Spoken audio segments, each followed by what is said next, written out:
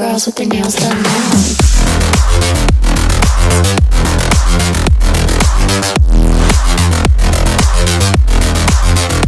Girls with their nails done. I like the girls with their nails done.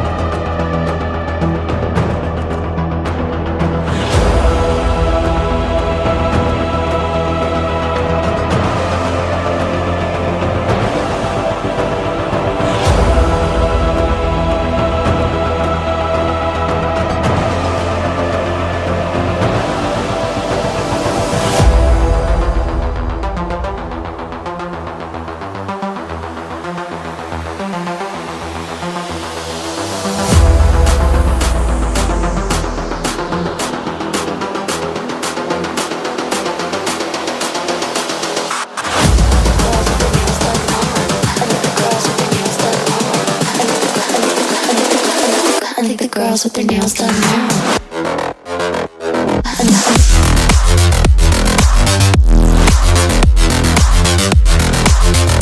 Girls with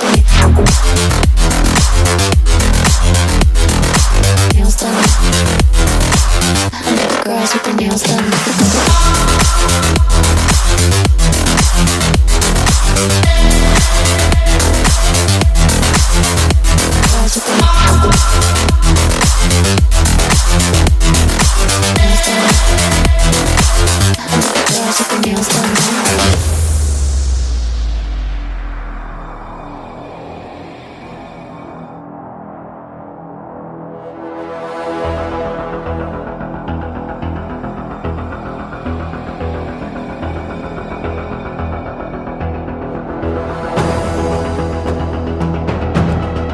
Girls with their nails done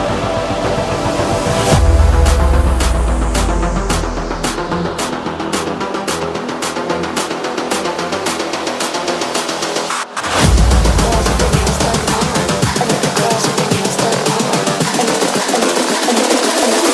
Girls with their nails done now.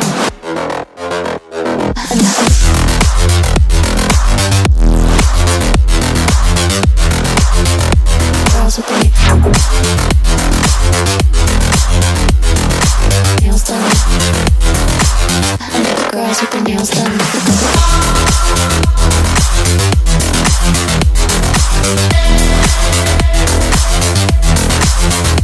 Girls with their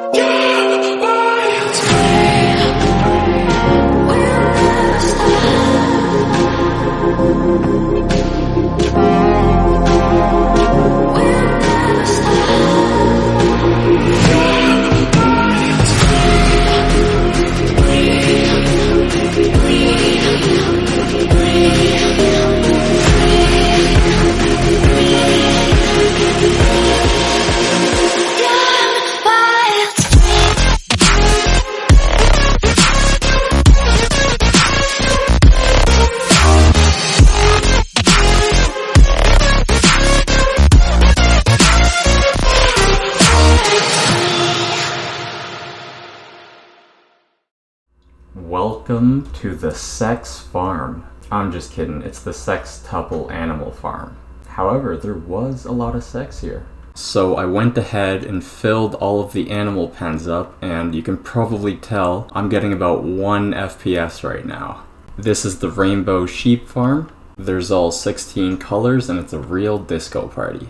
On the left there's mooshrooms and on the right there's cows. When you breed 2 red mooshrooms together, there's a 1 in 1024 chance of a brown mooshroom spawning. So you have to look closely, but on the left side of the screen there are some brown mushrooms sticking out of all the red mushrooms. On the opposite side of the farm we have pigs and rabbits. There are 6 different types of rabbits: gold, white, black, white and black, brown, and brown and white. And in the final quadrant here, we have chickens. Wherever you see purple carpet next to grass, there's hoppers under the carpet. All of the hoppers end up at 1 dropper. It gets dropped into the water stream, it goes up, and then gets sorted into the chests. Alright, that's all the animal pens filled up with a high quantity of animals. I'm now gonna kill 70 or 80% of all the animals so I can actually show you the rest of the build.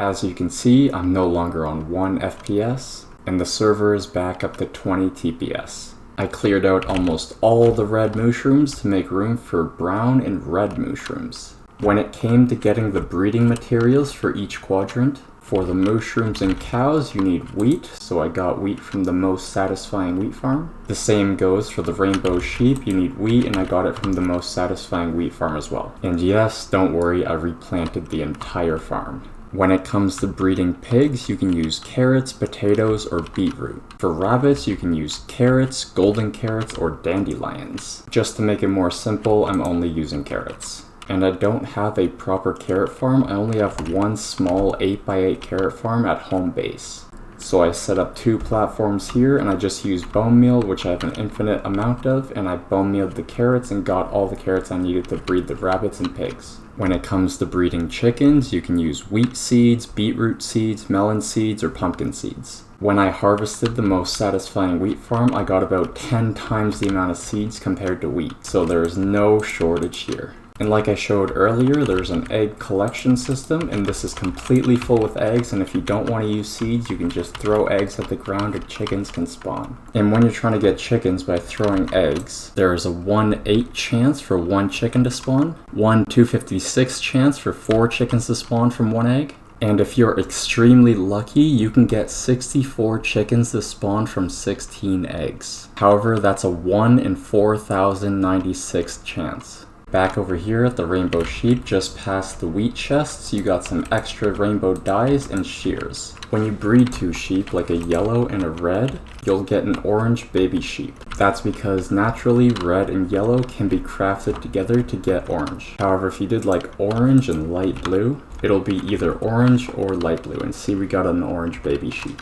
That's only because the 2 colors couldn't be combined, so the color is one of either of the parents. When you shear a sheep, they have to eat grass for their wool to regrow. So if you look around, you can see there are dirt spots all over this area. I added these glass pillars all around, and 1 block below the main grass layer is another grass block. If this was a dirt block, this grass block could grow here, regenerating the whole area, and the sheep can't get to that grass block. If these glass pillars weren't here and the grass wasn't lowered, it's possible for the sheep to eat all the grass and dirt to be the only block remaining. So as you saw already, we have all 16 colors of sheep here. And there's actually an Easter egg that you might know. If you put a name tag called Jeb_ on a sheep, it makes the sheep a rainbow, and it just goes through the colors. Switching from the sheep to the rabbits over here, we have another Easter egg just like the sheep. There are 6 naturally occurring colors for rabbits. They all spawn in different types of biomes. Once you breed 2 rabbits, the offspring has a 47.5% chance of getting either of the parents' colors. Also MOJANG, rabbits get stuck in fences and oak fence gates. Here's the Easter egg: if you name tag a rabbit Toast, it changes its color to black and white.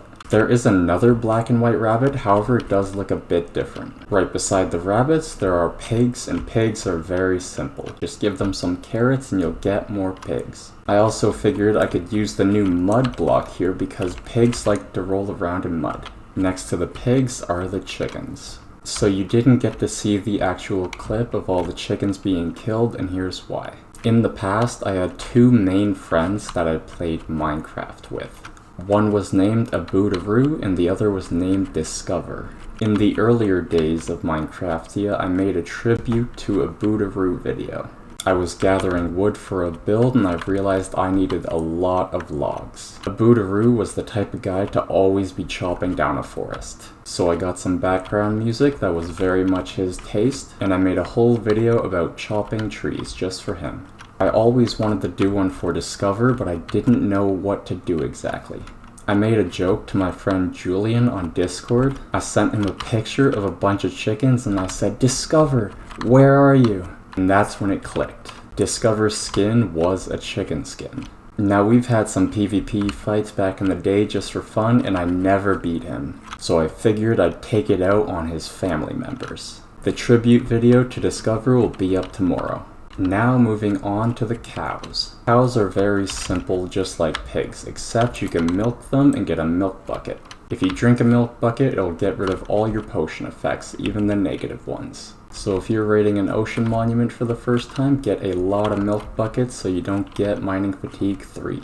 Now for my favorite of all the 6 animal farms. The brown and red mushrooms. So not even 2 days ago, I didn't even know brown mushrooms existed. I also learned to get a brown mushroom. There's a 1 in 1,024% chance when breeding 2 red mushrooms to get 1 brown mushroom. If you don't want to go the breeding route, you can go one other way. If a red mushroom or a brown mushroom gets struck by lightning, they will switch to red or brown. So you can wait until there's a thunderstorm and there's lightning, place a lightning rod next to a mushroom or get a lightning trident and throw it at the mushroom, and then you can get a brown mushroom. However, I accidentally threw my god trident straight into the void in the end. I never bothered to get another one, and the idea of getting a brown mushroom by breeding was very intriguing to me. So like you saw when I was at 1 FPS, there was about 2,000 red mushrooms in here before I got a single brown mushroom. If you breed a brown mushroom and a red mushroom together, there's a 50% the baby will be either color. So if you breed 2 brown mushrooms, there's a 100% chance you'll get another brown mushroom.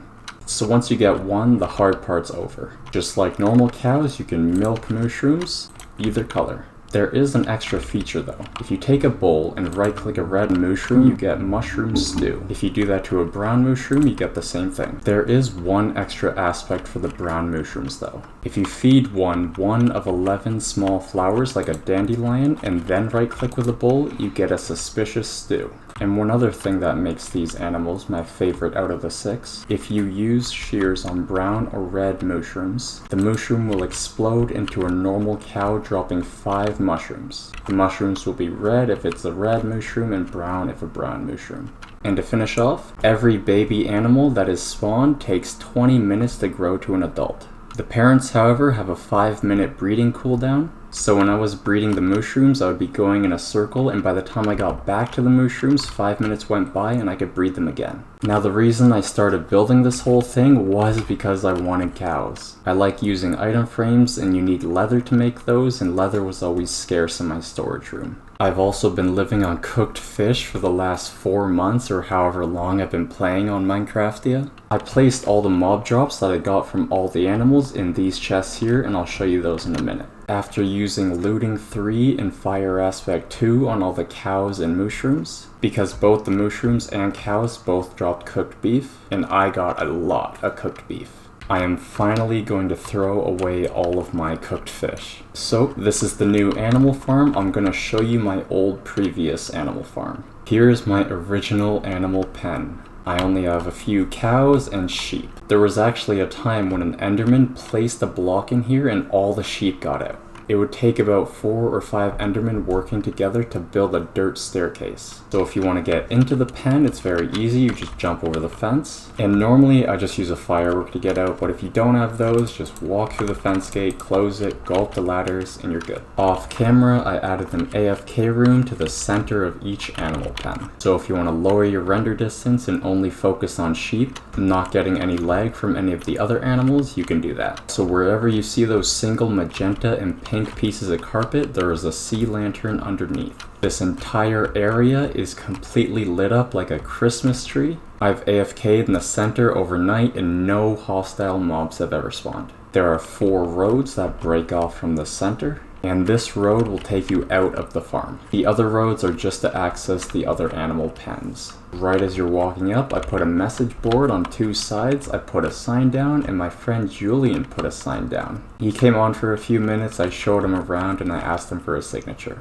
There are a total of 8 magenta beds, 8 crafting tables, 8 ender chests, and 8 anvils. There are also 8 single chests with a snowball and lead labeled on it. If you open it, there's a bunch of snowballs and a few leads. So if you're bored and you feel like moving some animals, you can just throw some snowballs, it won't do any damage, and they'll just move out your way. There are 8 sets of 3 double chests going all around the AFK room in the center. If you go inside, there's 2 levers, flick that one, and you're safe from mobs. You can AFK here overnight.